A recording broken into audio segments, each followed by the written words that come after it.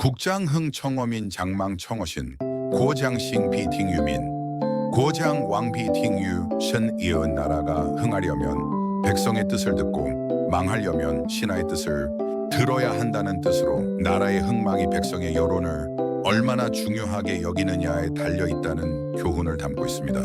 흔뜨리고 여러분 안녕하십니까? 오늘은 네팔에서 벌어지고 있는 정치적 격변을 살펴보려 합니다. 군부의 움직임, 경찰과 정치 지도층의 불신, 청년 세대의 분노, 그리고 그 안에서 드러나는 반중 정서, 이 모든 것이 향후 권력의 향방을 좌우할 것입니다. 구독과 알림을 눌러주시면 세계 정치와 역사를 꿰뚫는 통찰을 더 깊이 나누실 수 있습니다. 역사적으로 폭동과 대규모 시위 속에서 군부는 종종 안정화의 마지막 카드가 되어왔습니다. 이집트 2011년 무바라크 정권은 대규모 시위로 흔들렸습니다. 하지만 군부는 무력 진압을 거부했고 결과적으로 정권은 붕괴했습니다. 이후 군부는 새로운 권력의 중심으로 떠올랐습니다. 태국의 경우는 더 분명합니다. 정치적 불신과 혼란이 겹칠 때마다 군부가 질서 회복을 명분으로 개입했고 그때마다 정권이 교체되었습니다. 네팔도 예외가 아닙니다. 경찰이 이미 신뢰를 잃은 상황에서 군부는 질서 유지의 최후 보루가 될 가능성이 큽니다. 그 과정에서 군부는 단순한 안정 세력이 아니라 새로운 정치 권력의 중심으로 부상할 수 있습니다. 동시에 정치 지도층과 경찰 수뇌부는 폭동 이후 책임을 지고 물러나는 전형적 패턴을 밟게 될 것입니다. 특히 네팔 청년층이 주도하는 반부패, 반중 정서는 이 흐름을 더욱 가속화할 것입니다. 신중 성향의 정치인과 엘리트들이 더 이상 안정적으로 권력을 유지하기 어렵다는 의미입니다. 이하 현상은 홍콩 시위 워싱크에서도 확인할 수 있었습니다. 청년 세대의 분노와 저항은 국제사회의 주목을 끌었고 기존 권력 질서에 균열을 냈습니다. 네팔 역시 청년층이 인구 비중에서 차지하는 비율이 크기 때문에 그들의 정치적 선택은 어떤 정권도 무시하기 어려운 변수가 될 것입니다.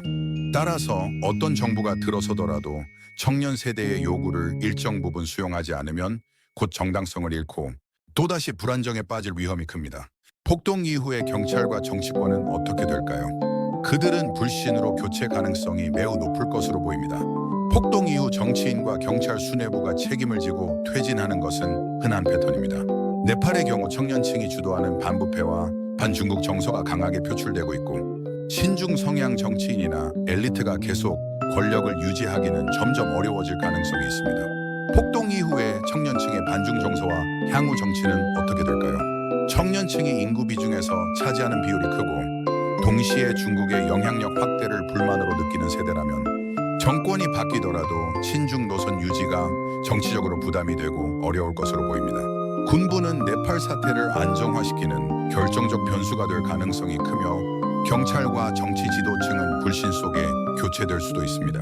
청년 세대가 강력한 반중 정서를 드러내고 있기 때문에 어떤 정권이 들어서더라도 친중 인사들이 주도적으로 전국을 이끌어가기는 매우 어렵다고 봅니다.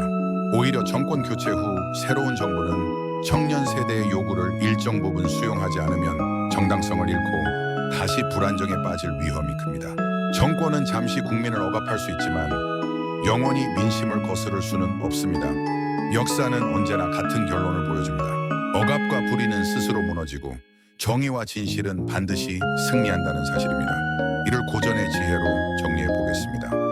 Three in the world 드리리뜻 원해드 길을 천망회회 소이불로 텐왕회회슈 엘프로는 하늘의 그물은 넓고 커서 성그러 보이지만 결코 빠뜨리는 일이 없다는 뜻으로 정의와 법의 심판이 아무리 늦어지는 듯해도 결국에는 악행에 대한 대가가 반드시 따르게 된다는 것을 비유적으로 이르는 말입니다.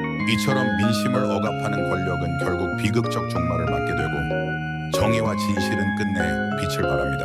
그러므로 우리는 희망을 놓지 않고 진실을 밝히는 길 위에서 함께 걸어야 합니다.